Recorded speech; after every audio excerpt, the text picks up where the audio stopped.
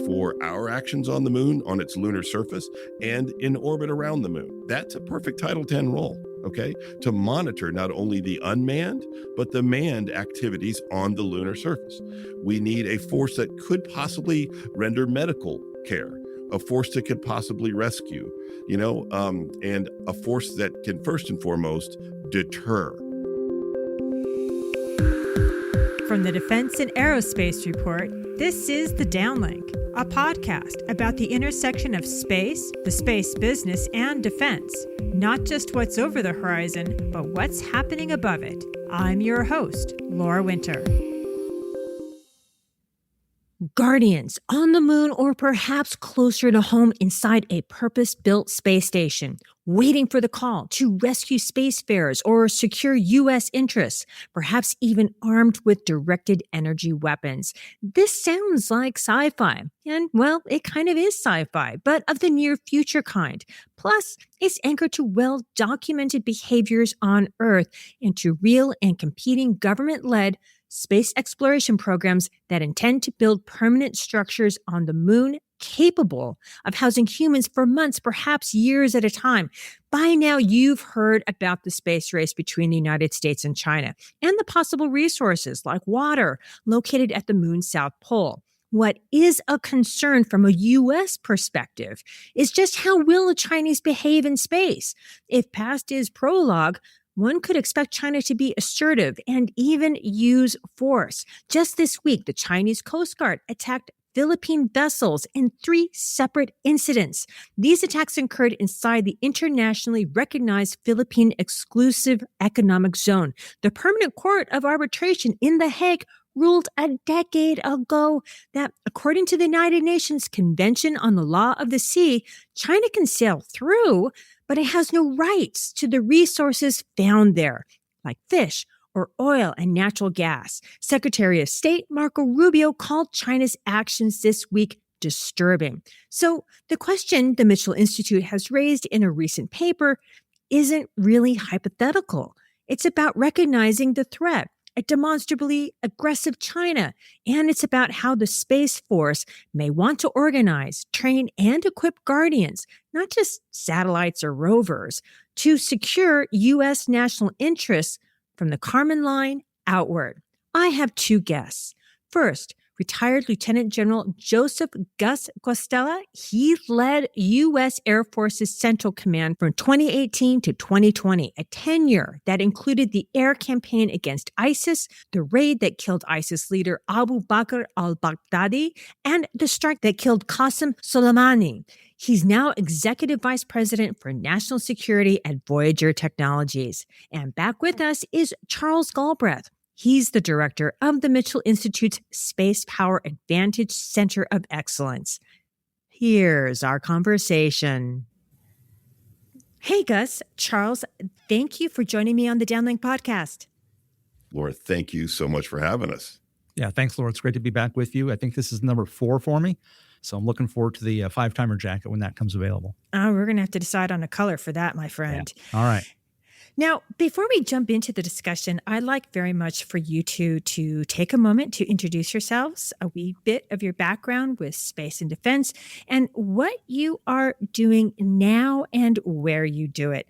And Charles, as you are a repeat offender here on the Downlink, why don't you show Gus the ropes? All right. So I'm Charles Galbreath. I'm the director of the Mitchell Institute's Spacepower Advantage Center of Excellence. I've been with Mitchell for about 3.5 years now, and I joined them after retiring from the Space Force after a 30-year military career, all doing space activities, whether that was operations, acquisitions, advanced technologies, policy, launch, a lot of space control stuff too. But I had a wonderful career, enjoyed every minute of it, and was thrilled to join the Mitchell Institute to continue to contribute to the thinking and strategic direction of the Space Force as it continues to grow.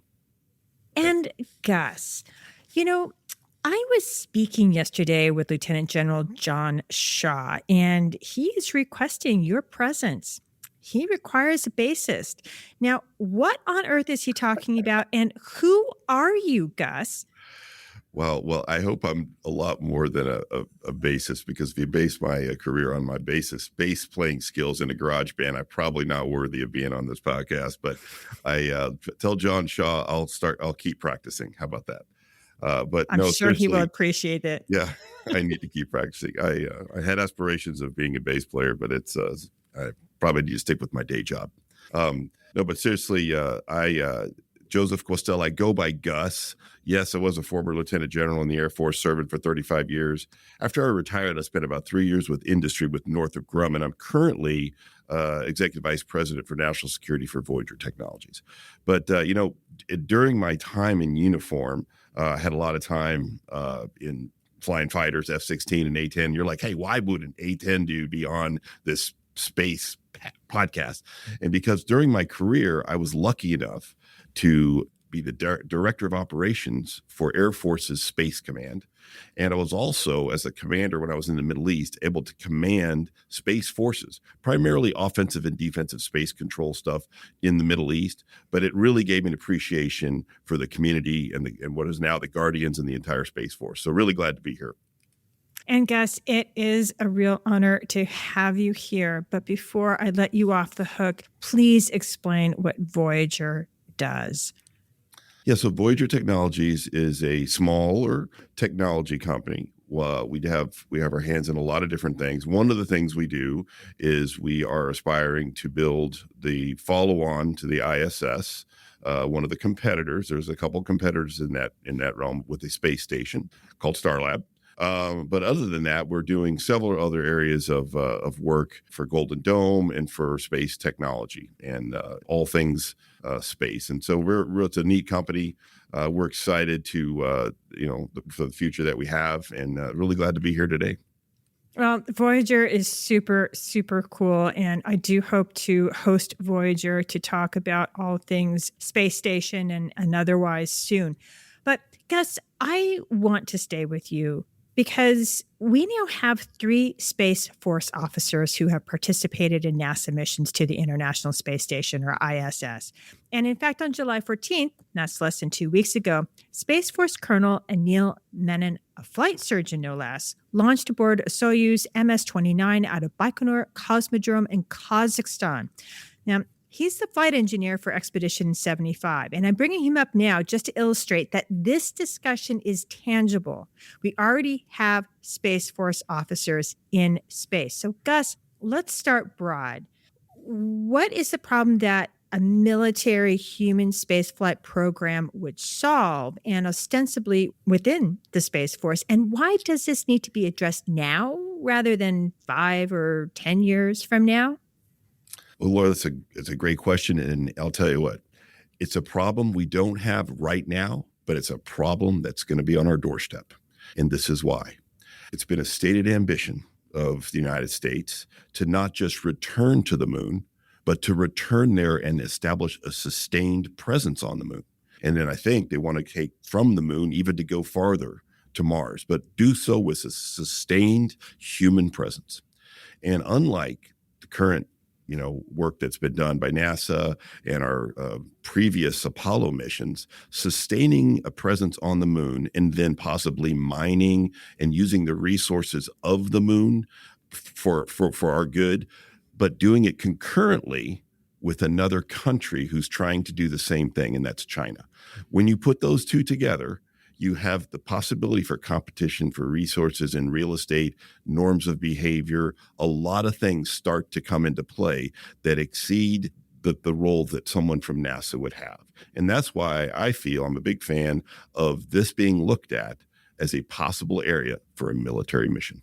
Yeah, if I could jump in, it's not a problem today, as Gus said, but it's potentially a problem in the future. And solving it isn't going to be something that we decide to solve when it manifests as a problem. We've got to take steps today to build the capability, because it's going to take a while to build the capability so that when the threat does appear, when the need arrives, we're ready to respond. Because if we try to answer the question after the problem hits, we're going to be late. And before we go further, Charles or Gus, let's ground everyone listening in a term that I think we may hear a lot today, and that is Title 10 of the U.S. Code. In plain terms, what does it mean for a guardian to operate under Title 10 authorities, and what responsibilities come with that, given it's the legal basis for the use of force, which is hard power? And you may want to compare that with what Colonel Menon is currently operating under aboard the ISS, because he's not under Title 10 as far as I understand it. Right.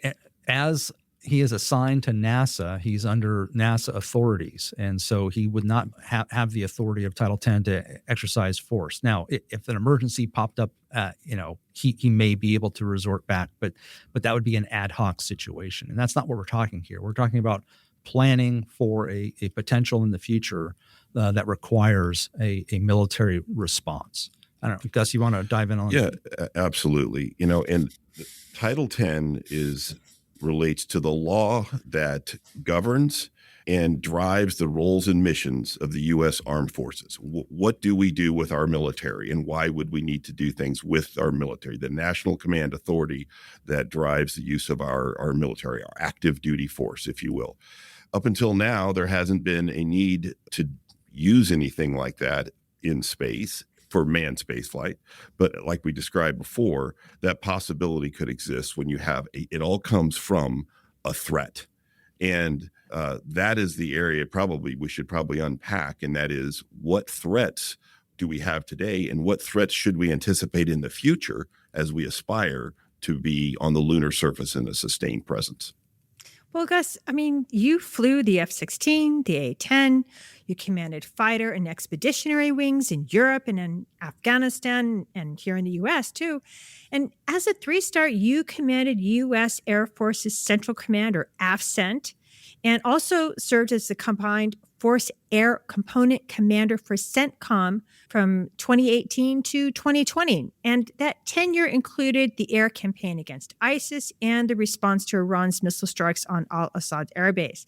And taking the commander of Iran's Quds Force, Qasem Soleimani, off the board with a drone. So I think it's fair to say that you kind of know a thing or two about scenarios and options where this might be necessary.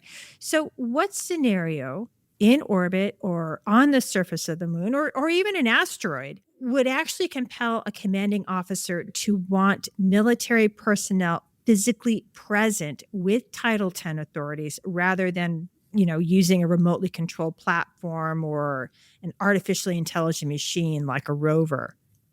Yeah, so think of it like this. The U.S. military, their job, whether it be the Navy's role at sea, the Air Force's role in the air, Army's role on land, is to deter and defend America's interests at home and abroad. That's what the military does. We deter bad things from happening, and then we defend America's interests away. And so the scenario that you're describing, like Charles said, is not happening this moment, but it's very soon that we will have a sustained presence on the moon and a frequent travel through a line of communication between the Earth and the moon. That's our stated objective.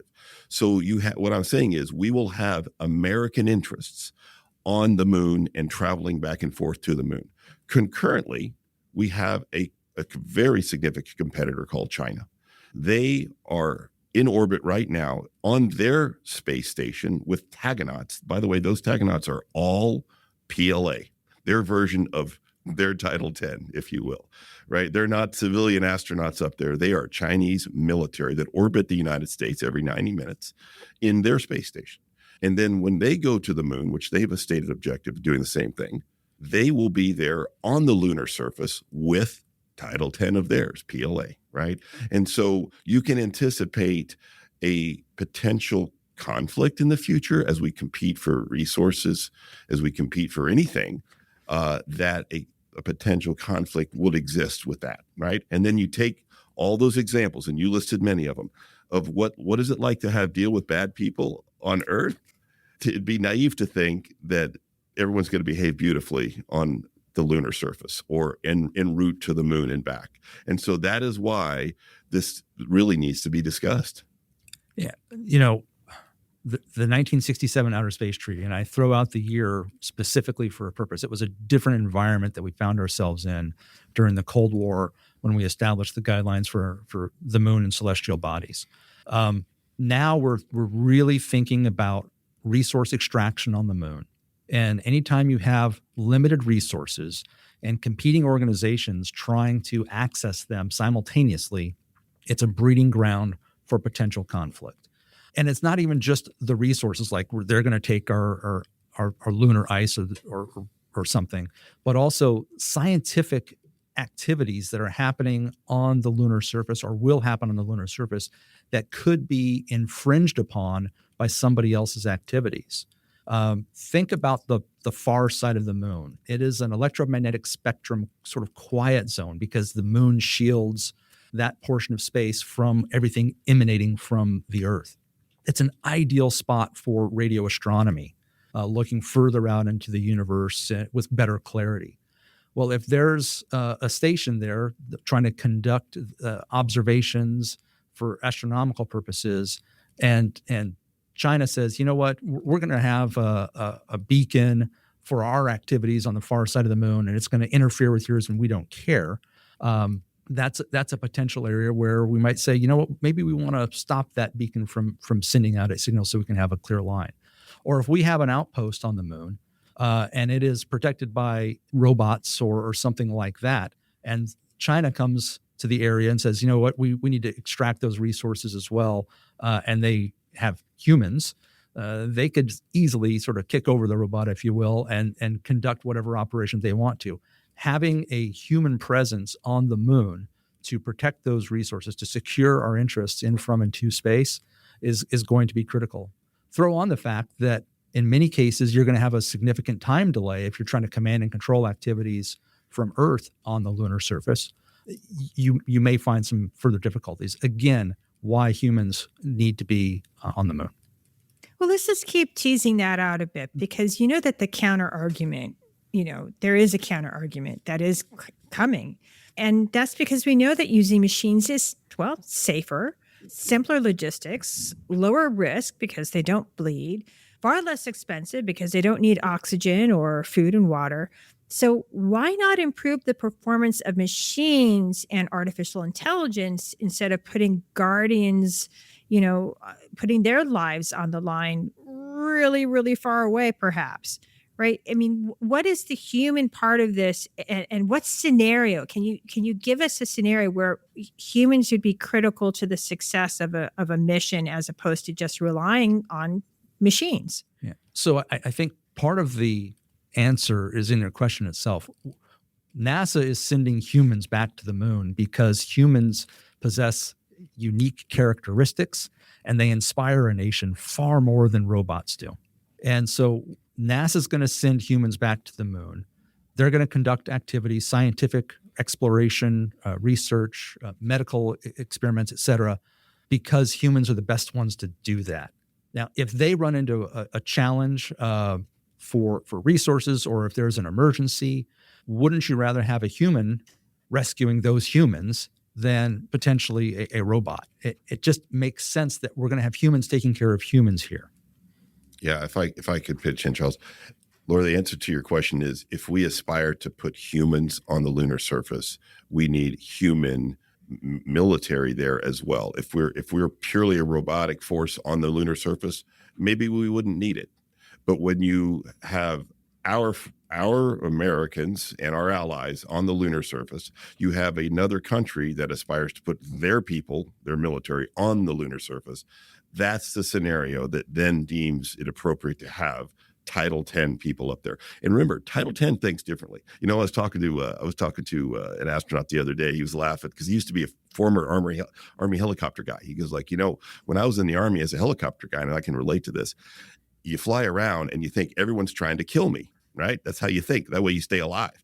When you're at NASA and you're an astronaut, everyone's trying to keep you alive. The mentality is all about just the mission and, the survival of it. No one is thinking, no one's out there going, who's actually going to intentionally interfere with this ambition as a nation? When you think about it, it's been stated that we aspire to return to the moon, and we're kind of in a moon race, right? 2.0. If you're the bad guy, in this? Would it be nice to throw some sand in our gears? Would it be nice to interrupt some links? Would it be nice to cause some issues? Maybe not overtly that with their fingerprints on it, but are there ways to put us behind in this space race? And if an adversary has the ability to do so, from what I've seen, they'll do it. Okay, to embarrass our country or to win. And so that's why having a group of people that are Title 10, that have a lens in front of their eyes, that are thinking about who's trying to interfere, what means do we even have to determine if they're interfering, and what do we have to actually do something about it? Can we deter from here? How should we deter bad things from happening to our humans that are going to be on the lunar surface? Those are things that Title 10, that military people think about. And that's why they have a role in this. And that's why they should be out there if we have the ambitions as stated to put people back on the moon. Yeah. And I also want to circle back on, it has to be threat driven, right? If the United States is the first nation back with humans on the moon, they probably don't need a Guardian escort with them for that mission because there isn't a corresponding threat that would require that sort of response. But at some point in the future, when we have established a permanent base for resource extraction or scientific exploration, and China has done the same, at that point, we may see that friction grow and the potential for a conflict to arise. And that's when you need to have trained, ready Guardians to execute that Title 10 mission and secure those interests that are growing on the moon. So let's just look at how bad people behave on Earth, okay? And lessons learned from the past, right? There was a time where after the Cold War, basically Yeltsin was in power. There was basically, we were going to treat the North Pole, the Arctic, like it was a environmental sanctuary. Nothing bad would happen up there. There was no effort to militarize anything up there. It was just going to be a wonderful, peaceful, cold place on Earth, right? Well, Putin changed that game. And in 2007, he started down the road of militarizing the high north and got way ahead of us, as a matter of fact, where we thought naively that if we don't do anything bad in the North Pole, no one else will. Well, that was a mistake because we're dealing with a guy like Putin, right? So he militarized it, built icebreakers, clearly wanted to establish a threat axis against the United States over the pole, right? And so that now we found ourselves in lag. So that's one example. If we are not there, bad people will take advantage of the domain. The other clear example is even predating the Obama administration, but throughout that administration, we couldn't even say space and warfighting in the same sentence. And naively, we didn't develop systems that could protect our own space capabilities. We built big, beautiful, unprotectable satellites that suddenly that we realized too late, the Chinese have ways to significantly interfering with this. So as an example where if we think that everyone's going to behave nicely in a domain, and then we don't anticipate people using that domain to their advantage and being able to interfere with us, it's very naive. We have many, many terrestrial examples. We have to use that and extrapolate that to a lunar example. Yeah, absolutely. Well, let me give you a fictional thought about this. So if we have our lunar base on the far side of the moon, that means communications will have to go through L2, right? Because we will not have a direct line of sight. And you don't know what's going on. It's not like we can train our telescopes on the far side of the moon. There are orbiters, that's true, but they orbit, which means they're not there looking all the time at that patch of geography. But if something were to go sideways, whether inadvertently or on purpose, because inadvertent things happen and then somebody can take advantage of that, that as well, right? Is it really just the fact of having somebody who has the mentality of a warfighter there to be able to make quick, informed decisions without depending upon communicating with something with a satellite in L2 to then relay that message to the United States, then for the United States to figure it out and then send orders back, which I don't know how long that would possibly take. Or that signal could even be jammed locally in L2 and therefore cutting off that communication. Is that the kind of scenario that you guys are thinking about? You're far more devious than I am, I think, Laura. Well, that's why I'm your friend. That is absolutely the type of scenario that we're thinking about. And you've added a layer of detail to it that I think is excellent. But you're right. Well, anytime you want to hire me, go for it. Absolutely. Adversaries can interfere with the links that connect those forward organizations and NASA members and military members back to the command centers here on Earth. Absolutely. That's why it's really critical that if there is a need for a Guardian on the lunar surface, they need to have access to what I hope will be a fairly robust suite of sensors in orbit and on the lunar surface, providing domain awareness that they can then access quickly. You don't want to send all of that data back to Earth, have it processed, and then send it back to the person on the lunar surface. That doesn't make any sense. So you've got to be able to extract information from the source as quickly as possible, assess the situation, and be able to respond. Absolutely. Well, that's the type of scenario we're thinking about. All right. Well, then why the Space Force? And I understand it's got space in the title for sure, but other service branches have astronauts in their ranks and plenty of personnel who specialize in operating in extreme, inhospitable environments. So make the case, why Guardians and not, say, like Army Rangers or Navy SEALs or something like that? Yeah. So they operate in extreme environments on Earth, right? And so the extreme environments we're talking about in space are very different. Guardians and the Space Force, it's their mission. Secure our interests in, from, and to space, in space. If the Space Force doesn't have the resources to secure our interests in space, I think it's going to call into question, what are you doing? Are you just focused on geo and below, right? So I think there's a fundamental, it should be in the DNA of Guardians that this is the mission that they can execute, among many others. I don't want to suggest that this is the only thing that the Guardians are going to be doing. I mean, they're going to continue to do all of the things that we rely on them to do today for terrestrial operations and all of our way of life here on Earth. But this is going to be an extension for them. And Guardians who think about space from the beginning, it's not an afterthought. It's not a secondary consideration. It is what they think about from the beginning of their military service. They're the best people to apply to this Title X requirement for the lunar surface or any other operation in space. All right. I want to tease this out just a little bit more. And hang on, sir. I just heard you make a bit of a noise there, Gus. But listen for just a second, because I think you'll appreciate it. I want to use Colonel Anil Menon as an example of possibly who you guys may be looking for to fill this kind of role, because he's a flight surgeon with emergency medicine and aerospace medicine training, who's also a mechanical engineer. He is the definition of cross-functional. Yeah.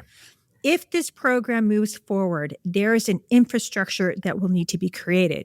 So which one of you, and I imagine, Gus, you want to have a crack at this first, but which one of you wants to take that crack at walking the audience through the build out? And I'm assuming you are going to need to create cross-functional teams. So who would the Space Force need? What skills are non-negotiable, and where will these schoolhouses be? Because the space test course just doesn't include a neutral buoyancy laboratory, at least not right now. So how would this all happen? Like, what are these parts? Well, there's a lot there. Yeah, I know. I packed it. You don't have to answer everything that you said. But if I could, can I back up a second and then try to get there this way? Of course. The first thing to think about is the Department of War needs to be assigned some type of role to protect our interests on the lunar surface. And then it's, by the way, by law, civilians do a couple. Civilians set policy, civilians set budget levels. But you know whose job it is to determine warfighting requirements? The military, right? And so once the policy is set, hey, I need the DOW, I need you to be able to do medical care on the moon. I need you to be able to rescue someone who's from the lunar surface who's stranded up there. I need you to be able to pull someone down who's stuck on a space station. Military, this is your job. Kind of like a Coast Guard. I'm just throwing this out. If that is established as the requirement, established in law as an area of that the military needs to go, the military, hopefully the Guardians, will turn around and say, here's how I need to organize, train, and equip a force to achieve what we've been told to do. What are the level of objectives, the level of ambitions as stated by our national leadership and the Congress, and then how would they fulfill that? That's the military's job. And you hit the nail on the head. That multi-talented, brilliant astronaut that you just described is the perfect candidate for some of these things. And people that have the mentality, I'll be honest with you, those Rangers and those Navy SEALs and the Marines that defend our embassies around the world, they may all bring thoughts to this problem that we should clearly listen to, because they're very familiar with how to deal with threats. They may be terrestrial, but they're familiar. I think Guardians should have the right of first refusal on this whole thing. And if they don't take it, I think it's a mistake, because I think other services will absolutely jump on this. But I think it's just very important that we look at it. Yeah. There's nothing wrong with inter-service transfers, too. You could be a SEAL today and you could be a Guardian tomorrow. That's right. So, that background might be useful, but I think they should be Guardians. So, Laura, I hope that answered your question. No, that's okay. I'll make you guys go back, because that's what my job is, right? So, we got to some of the ideas of how to get ideas on how to create cross-functional teams and listening to other service branches. That's cool. Makes all the sense in the world. But there are skills that are particular to the space domain. And, where will those schoolhouses be? Because as I said, if you're training for the space domain, as far as I know, the Space Force does not have a neutral buoyancy laboratory. Right. I mean, because you're going to have to train in a swimming pool. Right. So this goes back to the partnership. So so Gus laid out one of the first things that has to happen is a political decision to say, yes, this is your responsibility, Department of War. All right. So once that's established, the Space Force, assuming they have the lead, needs to continue to work with NASA. There's already some relationships there where we have Guardians supporting manned spaceflight operations. That needs to increase. The existing infrastructure to train NASA astronauts can be leveraged to train Space Force astronauts as well. You mentioned the Space Test Course. A lot of astronauts have been selected from test pilot school. Well, the Space Test Course is the analogy for the Space Force here. So pulling from that resource pool is probably a very logical step as well to build the cadre of initial Space Force Guardian astronauts. They may add some level of training in their curriculum, but it probably won't be enough. Again, you don't graduate test pilot school and you're qualified to be an astronaut. Now, there's additional training that goes beyond that. Where will they be located? Well, they're going to be located where they can have the quickest and most ready access to launch, as well as, and that could be the Cape, it could be Vandenberg, wherever we have launch capabilities in the future. And hopefully that expands going forward. But they need to have that access. The training can occur anywhere in the United States, as NASA has done, over their many years.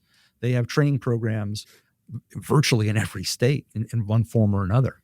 So we'll leverage that infrastructure.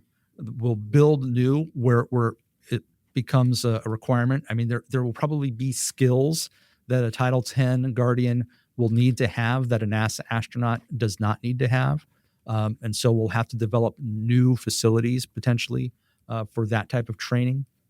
In terms of the functions that they'll perform, certainly there's a level of medical care that I think every astronaut probably has to have.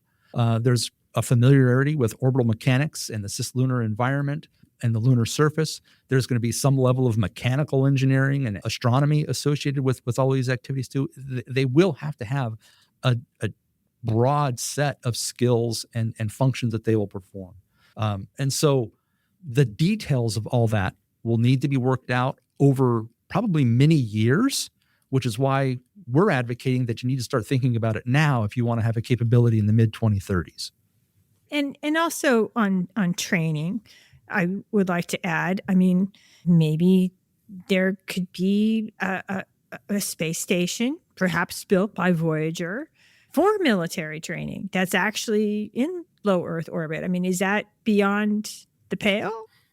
No, I mean, again, it'll be this, in building on what Charles said, it'll be the service's job to figure out how to organize, train, and equip a force to achieve the ambitions that are stated. It makes a lot of sense to train astronauts. If you're going to train Title X astronauts, military astronauts, it won't make a lot of sense to put them on the ISS. Why? Because they're up there with a bunch of other countries. It is Russia. not a classified working environment. It is Russia. open to everybody. And so having a sovereign U.S. space station where it possibly could be a classified working environment, a skiff up there, where it is experiments, activities that are done that are U.S. only or Five Eye only, whatever we decide, right, that would compel them to look at, do we need a DOW space station? And I think that's a very good area to go because, by the way, if you want to train on the moon, it's a 6-day flight out there, okay? And it's at least, and a lot more money than training right here in Leo. At a couple hundred miles up. And so I think that's a great question. And I think it's one that the services will have to really address. Okay. So just pushing this forward, once the Guardian, say, completes that training, where would they be located? Now, Charles, you just mentioned, it's spaceports where there is a military presence or it's military run altogether, like Vandenberg, right? That makes all the sense in the world. But, there will be off-world destinations. And what I'm trying to get at here is that these off-world destinations also dictate the equipment requirements. So what equipment could they need? For instance, you may not want to use an M4A1 rifle in space, right? No, so probably I'm just not. saying We you don't want to understand make you're very well holes. trained at that. No, not the rifle, sir, but a sidearm. A Glock will do me well. Okay. But if you start with where they'll be located, it necessarily follows on, well, what kind of equipment then would a Title X authority require for it to be meaningful? Right. So some of it's going to depend on what the concept of operations is. Do you maintain a low Earth orbit presence and they deploy from there? Do you maintain a lunar orbit presence and deploy to the surface from there? Or are you already on the surface and you rotate frequently? Those are details that need to be worked out. Once you're wherever you are and you're needing to conduct your operations, I think the first thing is access to domain awareness and communications capabilities. Not far behind is making sure that you have excellent positioning, navigation, and timing capabilities to know where you are and where you're going to go. So that infrastructure has got to be developed and accessible by the Guardians in space. We haven't talked about a vehicle to get you between low Earth orbit, or the surface of the Earth to low Earth orbit, or to the moon. You're probably going to need your own vehicles as well. At some point, you'll probably hitch a ride the first couple times with NASA, but at some point you may need your own vehicle as well. But is that going to be something that would be kitted out, say, with something that Gus used to fly, but just for the space domain? I'm sorry, but we're talking Title X and hard power. Yeah. What makes this hard besides being really aware of what's going on around you? And what do you have at your, or what should you have maybe at your fingertips or within arm's reach to actually effectuate a hard power demonstration, at least for deterrence? Yeah. So initially, it's going to be driven by whatever threat is manifest. We talked before about the potential to jam a beacon that might be interfering with operations. That could be one thing. It can jam back, right? It could jam back. Or spoof. Right. So at some point, you may need to have a more permanent response, and whether that's directed energy, potentially kinetic. I don't know, but it's going to have to be driven by what the threat we see evolving is. You don't want to go in there with a hammer if you need a screwdriver, right? So you've got to have the right tools for the right job. And we need to see what the threat is going to evolve to be in order to answer that question.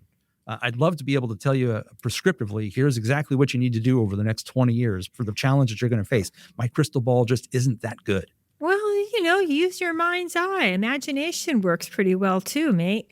I used my imagination to come up with the scenario that I gave to you because I'm not you. Well, right? So we've at the Mitchell Institute, we've looked at some scenarios before. In our first space workshop, we looked at a couple, right? And this was exploring the theory of competitive endurance and how to overcome challenges over the next 25 years without going to conflict.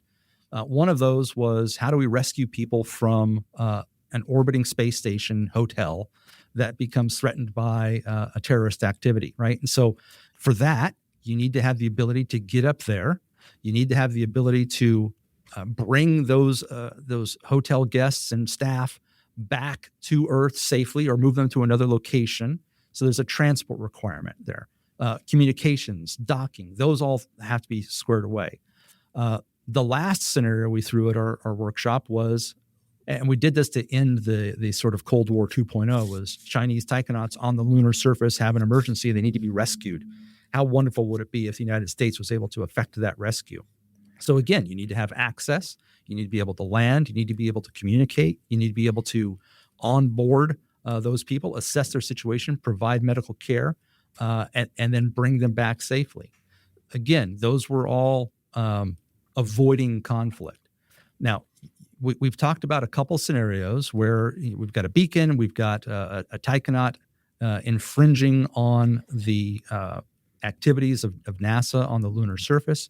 You need to be able to present a show of force that says, we're not going to tolerate that. You need to back up, go back to your area, stop interfering with us, and we won't interfere with you. Whatever level of force is required to convey that message effectively is the right answer. And we don't know what that is yet. Yeah, I mean, one scenario that we could think about is, what if we did nothing? And we go up there like we've done historically, like Apollo did, and we establish our NASA presence on the moon, and they develop a sustained presence, and DOW doesn't change a thing. Well, guess what? We're going to be dealing with what I would call the Chinese Coast Guard establishing norms of behavior, who have gone up there first. And maybe they actually have some form of weapon up there that could jam or disrupt or prevent something that we're doing, or stake claims that are ours. So I don't have all the answers to what we will do, but I really know what it's going to be like if we can't and we're way behind. I mean, like the air power theorist said, Guilio de Hay, victory smiles upon those who anticipate the changes in the character of war before they've happened, not upon those that have waited to after they've occurred. And so let's anticipate what's going to happen. The scenarios, I think, are going to be threat dependent, like you said, and they're also going to be vulnerability dependent based on our own limitations. But if we plan on having a sustained human presence on the moon, to not have a Title 10 lens and to not have a Title 10 perception out there, we're going to be at a tremendous deficit. Okay. So, Gus, from a commander's perspective, what does a minimally viable operational capability actually look like in your mind's eye? And how does that picture change on the far side of the moon? Okay, so I would have to project myself to a future. I kind of like the best example I think that most people can get their arms around right now is a Coast Guard for space. Look at what our Coast Guard does, right? They ensure norms of behavior in our territorial waters, in the areas that surround the United States, so that there's freedom of navigation, people behave well at sea, and they also, if there's a boater that's in distress, they'll go and rescue that. They are armed, yes. They are able to do law enforcement, yes. So I don't know how much of that would apply, but they are out there for the better good of those in that domain. Okay. Are they attacking foreign countries? No. Are they shooting up other people's national interests? No. They're there to protect our interests and ensure norms of behavior, ensure the line of communications are open. And so I think that would be the lens I would have as a commander, is to how would I equip a Space Force? And we've talked about it. Someone who can determine what threats are out there. The Coast Guard monitors all the ships that are out there. They have a picture of everything that's out there. They constantly watch and see what's there. We need the same thing for our actions on the moon, on its lunar surface, and in orbit around the moon. That's a perfect Title 10 role. Okay, to monitor not only the unmanned, but the manned activities on the lunar surface. We need a force that could possibly render medical care, a force that could possibly rescue, and a force that can first and foremost deter. It's like, I talk to my friends in the Middle East. They always say, Gus, it's bad if you're not here as a U.S. military, but it's worse if you're not. It's bad if you're here, but it's worse when you're not. And that just goes to show the human nature. Left unchecked, bad people will do bad things. And this is an opportunity for the United States to do the right thing and do it first. So, last question for you both, because this is coming, because critics, specifically weapons control advocates, they will say that deploying Guardians with Title 10 authorities runs directly against the Outer Space Treaty. How does the U.S. government answer that? Yeah. So to be specific, right? A certain article within the 1967, again, I'm stressing that year, Outer Space Treaty says that you're not going to place weapons of mass destruction on the moon or celestial bodies. You're not going to have military fortifications, and you're not going to have military maneuvers on the moon or celestial bodies. You're not going to test weapons on the moon. Okay. We have certainly had military members on the moon already. Most of our moonwalkers that were assigned to NASA had military experience. They're not weapons of mass destruction either. And they're not weapons of mass destruction either. So again, let me go back to the context for the Outer Space Treaty of the 1960s has changed to where we are today. And now we're talking about resource extraction. And so I think the analogy of the ocean is really applicable. We deploy a Navy to assure our access to minerals and to fishing areas, you name it, that are part of the ocean. We're not claiming the ocean as ours. We're not setting up a fort around a certain area of the ocean saying this belongs to us. But we're allowing the ready extraction of the resources, whether they be fish or minerals, and allowing that trade to occur.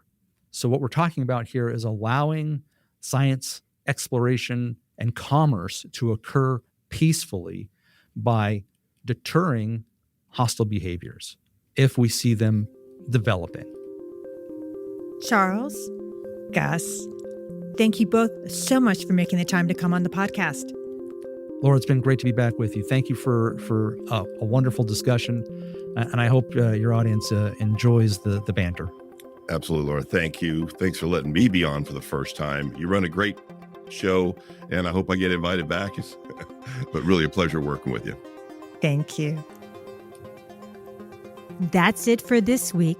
For your daily dose of award-winning defense coverage, listen to the Defense and Aerospace Report with Vago Muradian. And for the maritime domain, listen to Cavis Ships with Chris Cavis and Chris Cervello, and get your air domain news and analysis from the Air Power Podcast with JJ Gertler and Vago Muradian. I'm Laura Winter. Thank you for listening.